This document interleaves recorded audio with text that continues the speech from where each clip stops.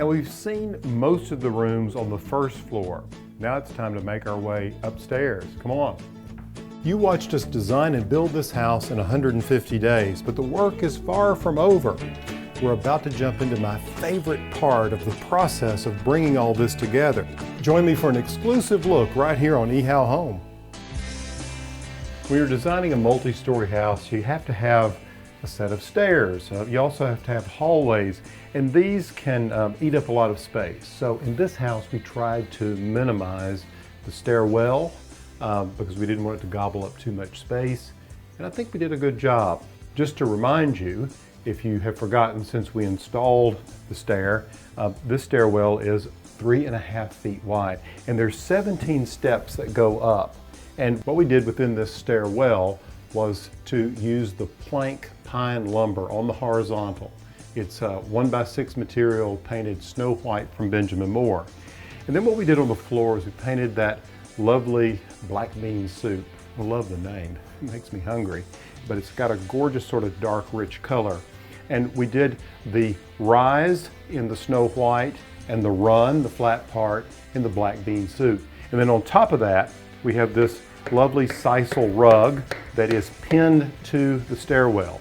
This came from Lumber One, and they came in and installed it and then came back and put these bronze colored brads or tacks along the way just to add a decorative element and help to secure it. And I think it looks really good centered on each one of these canvas bands that frame the sisal that goes all the way up. There's 17 steps that take us to the top of the stairwell, and there we have a French door with a transom that allows light to come in. It allows us to close off the upstairs if we want to, provides privacy and also some energy efficiency. Now, a couple of other things to bring to your attention with regard to the structure. If you'll recall, we used that wood block motif for the entry hall, and I brought that up into the stairwell here.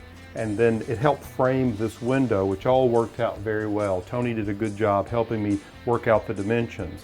And if you'll recall, with this window being so close to a step, we had to have Marvin create a shatterproof window for us here. It's a little more expensive, but it helps us meet code, and I think the windows look really good, and they're energy efficient, which is wonderful. Now let's talk a moment about some of the decor. On this wall, I used a mirror. This is an old OG mirror from about 1830, still has the original glass in it. And then below it, I found this cast iron 19th century horse in a trot. You can see it's the paint's all coming off of it, which just looks wonderful to me. It has a great patina to it. And then above, I found these lanterns from Circa Lighting, and I think they're fantastic. They have that sort of farmhouse chic look to them. And so this one was just large enough to fit in here where someone who's 6 foot 1 feet tall could walk comfortably under it. So anybody taller than that, they're going to have to watch their head. All right, if we go up the stairwell, I've got a few other decorative items I want to show you. So here at the landing, you can see I've added a couple of little touches. Here on this wall is an old hay fork made of wood, which I just love. I found it in a second-hand store. I think it's made of oak. It's really strong, and it's put together with pegs.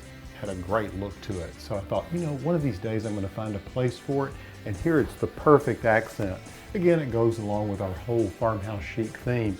And then here I found these creels, fishing creels, to mount on the wall, and this 19th century painting, a very naive painting of just some fruit, and it's actually painted on a metal panel, which was often done in the 19th century.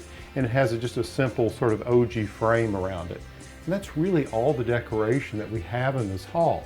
There's one more of the Circa lights hanging here in the stairwell, and the stairwell really follows the roof line, as you can see. Now, the only other thing I want to point out, which is functional, at the top of the steps, I made enough of a landing where you could comfortably open the door, and you could also go up into the attic. So you can see a very subtle cut in the ceiling. It can be pushed up, and you can go in and service anything in the attic. Now, as you'll recall, there's a long hall up here on the second floor. Let me show you. You see, this hall is 21 feet long, and it's 3.5 feet wide, just like the stair hall we came up. Made it very simple here. Put track lighting above so it would shine on the walls, and then we used beadboard on the ceiling, and the ceiling has a bit of a slant. The slant is to accommodate the roof pitch on the south face of the house. And then this room opens into, well, a storage closet. So it's very simple. Down here is the entrance into the linen closet and the bathroom behind me. We'll talk about it a little later. On the walls, so far, all I have done is hung 6 pictures along the wall here, all of the same size, all the same frame, all the same mat, but with different images. And what I thought would be really interesting would be to take photographs of the hands of some of the people who work here on the farm. So some are holding vegetables. There's my brother Chris holding Angel, my sister-in-law Joyce with her hands around some canned tomatoes she'd just done. I'm feeding Trudy the horse. Suzanne is holding bean seed, and of course Tony's hands down there scoring a line to make yet another cut with all the construction that goes on around here. Now, of course, on this side of the hall, I don't have anything yet, although I'm thinking about hanging some things. I do have this picture, which I think the scale works. It's a series of just pencil drawings of birds, sage hens and all kinds of pheasants and so forth, which I think works really well with the theme of the house. And it could be hung here. I'd love to know what you think about the hall and what you think about this picture. If you've got some thoughts, post them right here. And hey, we're upstairs finally, and there are other rooms to see. And in order to see all the reveals, just make it easy on yourself and subscribe to ehowhome.